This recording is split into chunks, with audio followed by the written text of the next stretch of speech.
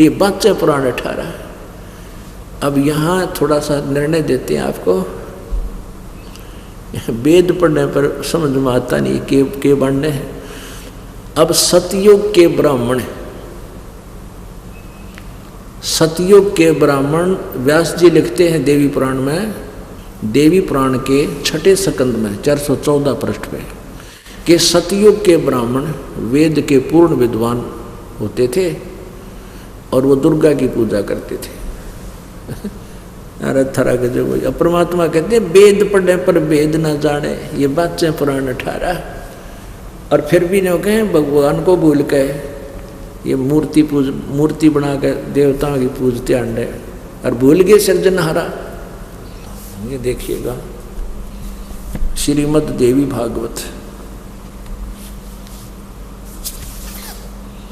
Gita press Gorakhpur से प्रकाशित है।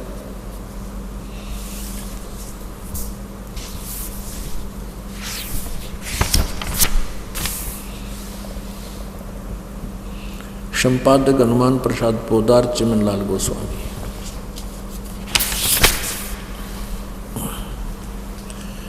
प्रकाशक में मुद्रक यानी कहाँ से ये छपी है, गीता प्रेस गोरखपुर, गोविंद भवन कार्यालय कोलकाता का संस्थान। ये इनके फैक्स और फोन नंबर हैं, ईमेल वगैरह है।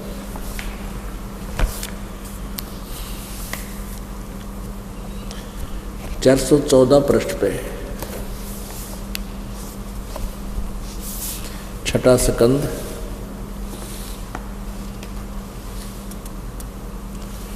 6ठा स्कंद संक्षिप्त देवी भागवत 414 पृष्ठ पे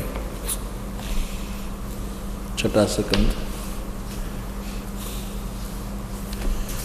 जन्मेजय ने पूछा, महाभाग किस युग में कैसा धर्म का स्वरूप है, इस संपूर्ण विषय को विशेष रूप से बताने कृपा कीजिए। व्यास जी बोले, राजन यह निश्चय है कि सतयुग में ब्राह्मण वेद के पूर्ण विद्वान थे।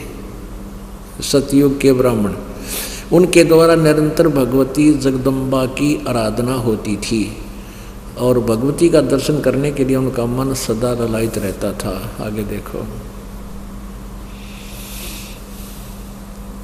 प्रत्येक गांव में शक्ति मंदिर का उद्घाटन हो, प्रत्येक गांव में दुर्गा का मंदिर बने, इस विषय की उनमें के मन में बड़ी उत्सुकता थी।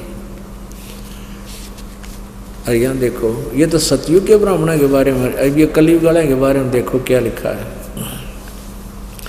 धर्म की यही सती थी त्रेता में रही, परंतु कुछ ह्रास हो गया। सतयुग की जो सतीति थी वह द्वापर में विशेष रूप से कम होगी।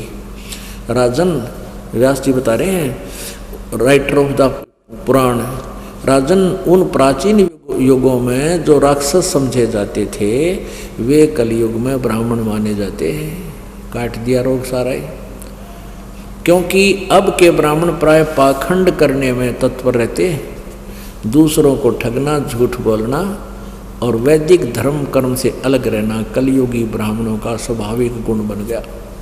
अब क्या बता रहे हैं कि सतयुग के ब्राह्मण वेद के पूर्ण विद्वान थे और दुर्गा की पूजा करते थे, और वेदों में दुर्गा की पूजा के तो नामो निशान नहीं। पूरे वेदों में ये लिखा है एक ओम नाम का जाप करो, बाकी गुणगान परमपिता परमात्मा के भी और ब्रह्म तक की भी जानकारी दी हुई है। अपने आत्मा और थोड़ा सा दिखाते हैं।